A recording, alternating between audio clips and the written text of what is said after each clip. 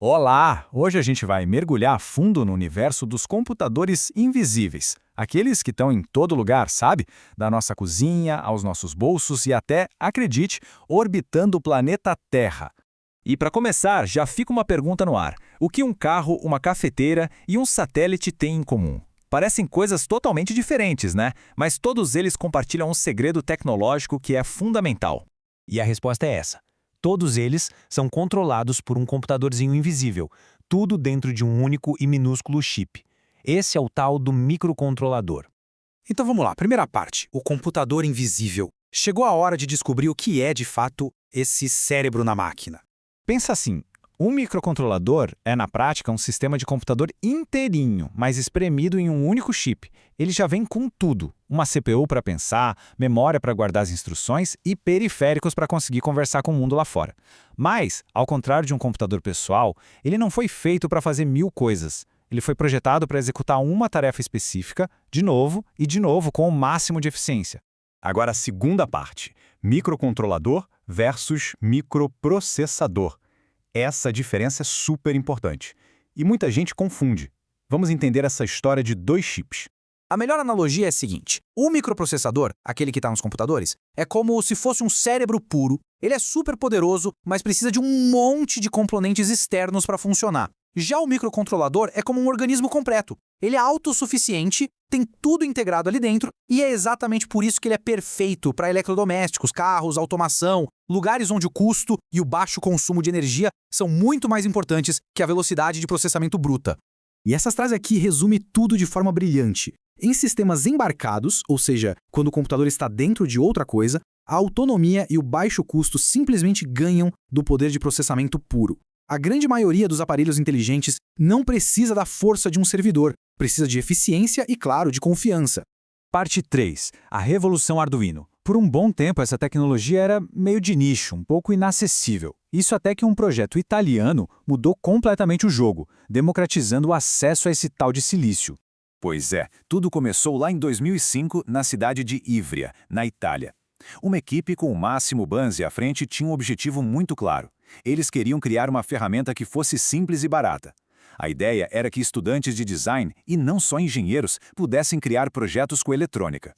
Porque antes do Arduino, a realidade era bem dura. Criar um protótipo eletrônico era uma coisa, assim, super complexa, cara e, vamos ser honestos, muito intimidadora para quem não era da área. Para artistas, designers, hobbyistas, a barreira para entrar nesse mundo era altíssima.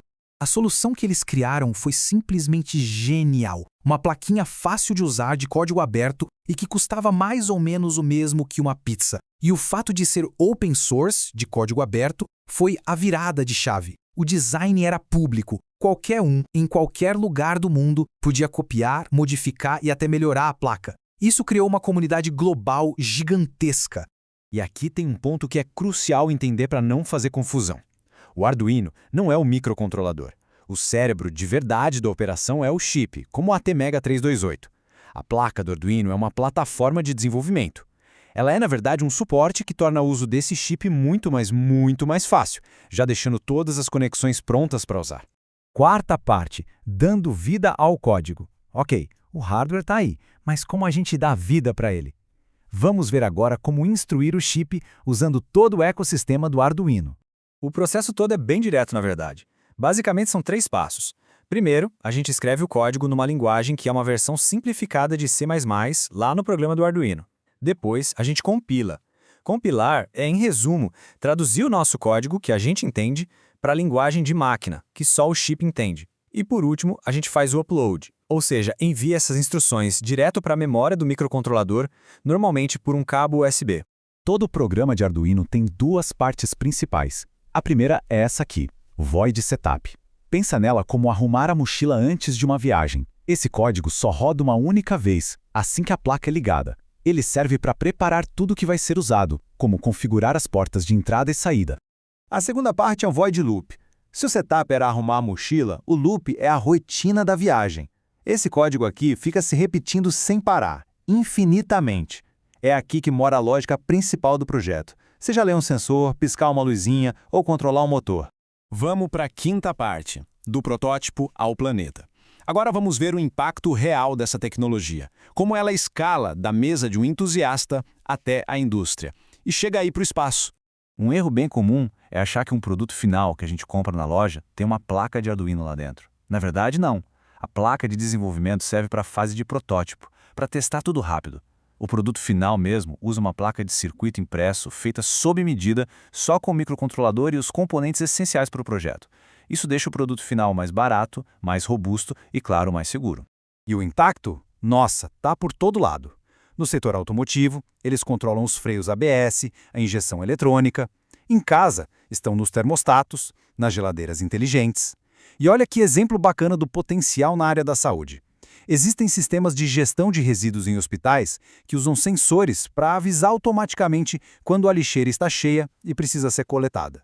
E se alguém ainda acha que o céu é o limite, bom, tá enganado. Conheçam o ArduSat. É um satélite de verdade que está lá em cima orbitando a Terra neste exato momento e ele é controlado pela mesmíssima família de chips que a gente usa em projetos caseiros. Estudantes escrevem código aqui na Terra e enviam para o espaço. É a prova definitiva da robustez e do poder dessa tecnologia. E para fechar, fica essa reflexão. A barreira entre uma ideia e um produto nunca foi tão pequena como é hoje. De um simples LED que pisca até um satélite, o microcontrolador é a peça fundamental. A grande questão que fica é: qual será a próxima solução que vai mudar o mundo e que pode começar agora mesmo numa simples mesa de prototipagem?